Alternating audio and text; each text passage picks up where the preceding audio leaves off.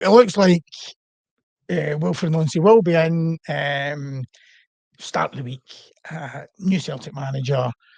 What player do you think, Graham, could benefit most? Because you always see there's always somebody in the squad, that gets a real lift for a new manager coming in. Who do you think will fit his style? Who could really benefit from him? Well, the worrying thing for Celtic and the people who bought this player is Balikwisha would be the one that you would think, oh, new manager and fresh start. But I don't see it personally. I just think sometimes a signing's an ill fit. But the one player that stands out to me, and I know he contributed with the third goal against Feyenoord, but it's Benjamin Negrin, who is almost he's action packed. You really don't know what you get with Benjamin Negrin, but he's an effective player.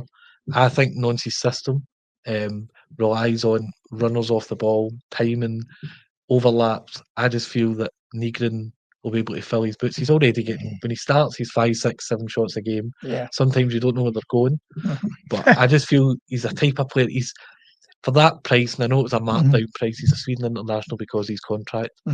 But in the world of stats and analytics, I think Negrin's a very smart signing because Celtic need off the cuff players. Because if you're playing in against low blocks in Scotland, Benjamin Negrin's he's a perfect solution at times. And I just feel the way Celtic will play will be more harmonious. I think there'll be more time for him to make his runs.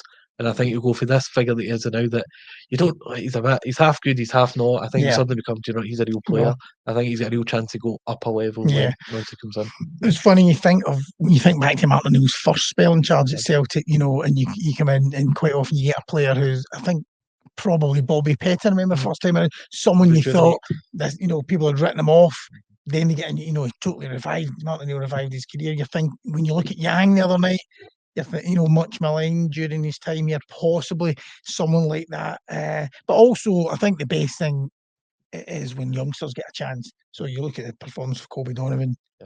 Well, he's hopefully Colby Donovan's the one that there's a position made for him because he's playing as a right back, but he's a pure right wing back, and that's the way Nancy marauding yells like that one. Marauding fullback. That's perfect description. So you reckon in this Nancy system he could be? Yeah, I think Donovan's got every chance, but I would honestly, like with Negrin already, his goal contribution's pretty impressive. But honestly, he will have a hat-trick game or a 4-goal game in the right system because he gets that many chances. Can rewind the tape when it happens. So Andy Robertson going to Celtic is always talked about. What do you think of the chances of that?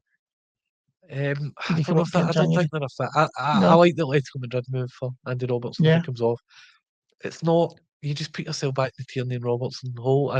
Sometimes I know it's his dream his whole life to play for Celtic, but tough luck. It doesn't. In the sense that does he not instantly run into the same problems he has at Scotland, where it's a Liverpool superstar, but in reality it's a pressure that he has to be brilliant every game. I think style of football, he would be pretty similar, has to bomb up and down, but in Tierney you're trying to make it as a back three. Or there's still questions over Tierney's fitness. No, I get that. They've still not been completely answered.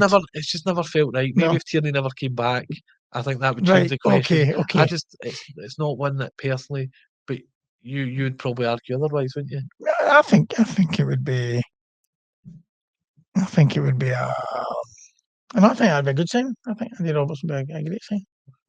Yeah. So anybody else that you fancy? I don't want you to disagree with me, but it's Diego Rossi. Well, this is our thing as well. Manager signs key man. It's tale as old as time, and oftentimes it's unfounded. But Diego, this makes too much sense. Yeah.